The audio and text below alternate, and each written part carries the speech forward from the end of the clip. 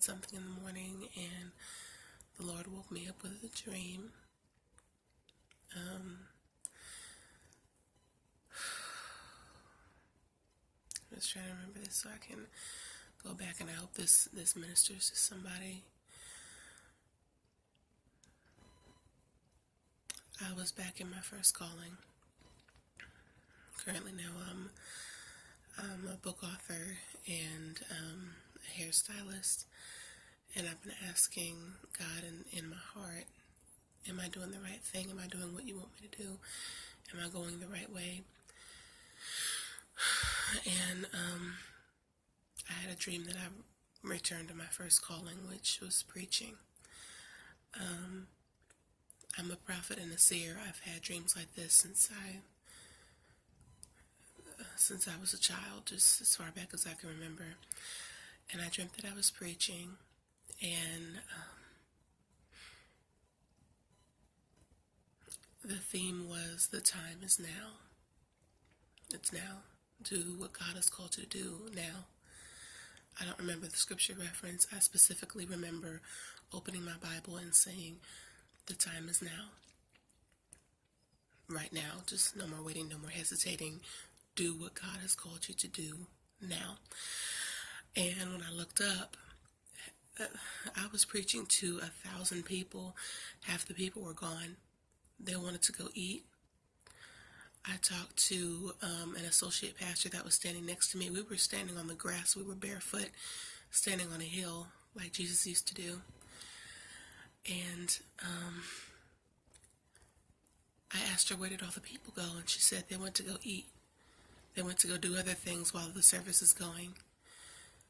I didn't ask if they were coming back. I kept doing what God had called me to do. I preached to the people that were there. Whatever God has called you to do it now. Do it now. Stop waiting. Stop hesitating. Stop making up excuses. Do it now. And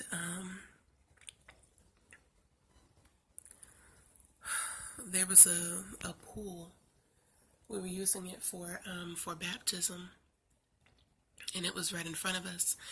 I was preaching in back of it, and then the people were sitting on the grass out in front of it, just out. They were scattered out in the distance, but they could still hear me. I didn't have a microphone. There were no drums. There were no rum-pum-pum, nothing. And then right before I was finished speaking, I was amazed when I saw this crowd of people come back in the church, and they wanted to sit. They wanted to come back and sit like they had been there the whole time. And then all of a sudden my message shifted to excellence. So to the people that like leaving out of service when the tithe and offering is going forth, that is still ministry time. You need to stay to church to the absolute end. And that's what I was talking to the people about. There was this one young girl that she was kind of sassy about it, like, I've been at this church longer than you. This is regularly what we do. We leave out during the service, like right after you start speaking, we leave out, and then we come back right before it's over. No big deal. I'm like, but you have missed the meat of the message. By now you have missed. Are you all hearing what I'm saying? You all have missed the meat of the message. If you are not saying, I'm not talking about specific churches, what church you go to. I am talking about the specific, that is being disrespectful to God. Do you understand? He is coming back for a church without spot or wrinkle. And the young girl's like, yeah. I get it. And the associate pastor that I had asked what the people was doing before, she was like, young lady, time is running out. It is winding down. We don't have time for foolishness and games anymore.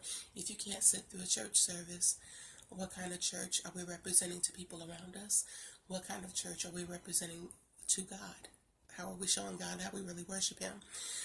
And she rose her eyes again, the little girl did. And all of a sudden, and I'm not saying that this is anything specific, this is symbolic of the prophetic going forth. It is heightened, it is more sensitive, it is more acute, more keen than ever before. And all of a sudden, symbolically, Dr. Perry Stone shows up In the pool we were preaching in back of, the water started stirring up.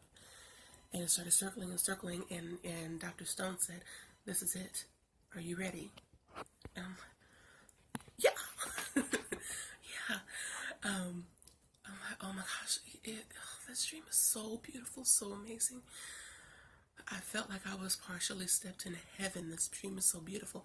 The whole scene changed. The whole church changed because people didn't want to hear what I was saying before. When I was done talking to the young lady, right before Perry Stone showed up, half the church left again because people had other things to do. They didn't want to stick around and see what God was doing. But if you hung around right to the end, you can see everything God was doing. And all of a sudden the water stirred. It stirred like a big whirlpool. It was just so beautiful and clear. And Perry Stone said, "This is it. This is very prophetic. This is what Jesus said was going to happen right before he comes back." I'm like, oh my gosh, this is amazing. And just if you could have seen the water, this just is beautiful whirlpool. It's almost like a whirlwind. It was happening in the water.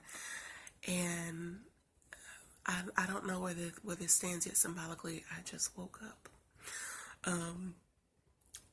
We saw him descending. Him. I don't want to be disrespectful in any way, but the big JC. No man knows the day or the hour, just all of a sudden, boom. And I dreamt that we were, I was waiting to see him, like, well, how is this going to happen? We just got caught up. And, I dreamt these, there was this, I can describe it that it looked like a bubble that was around Jesus. And that's how he was descending in the white robes and the lightning and just, I don't know, when people read the book of Revelation, are they afraid of, Jesus Christ coming back in his heavenly form? That's how he looks now. Well, when he descends to earth, this is how he looks.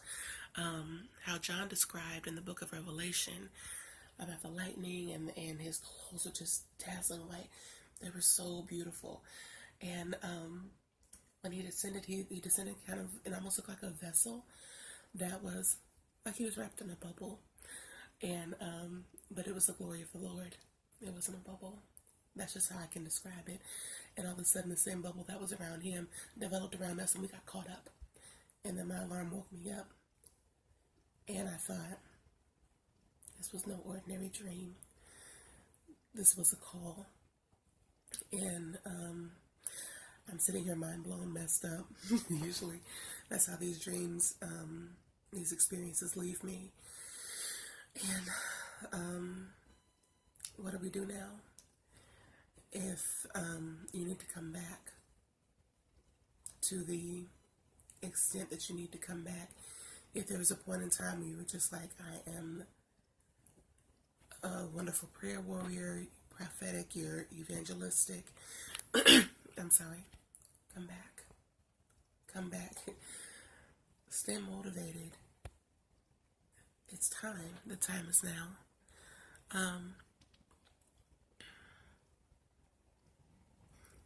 I just heard the Lord say to reintroduce myself. My name is Lysandra Easley, and I am CEO of Metamorphosis Custom Beauty Concepts. And I'm a book author. And there's so much more that God has given me that I haven't attempted because I was scared. What if it's just me? What if it doesn't work out? And then I hear the Lord say, who gave you the desire in the first place? Who gave me the desire to get on the camera at 10 o'clock in the morning looking like a mess?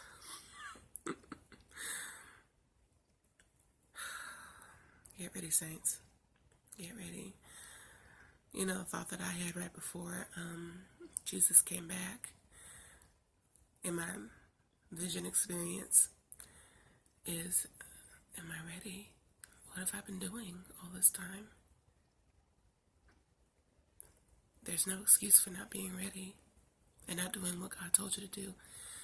There's none, because he came back in such an instance that it's like, if you were caught off guard, if you had left the church, You were just out. Selah.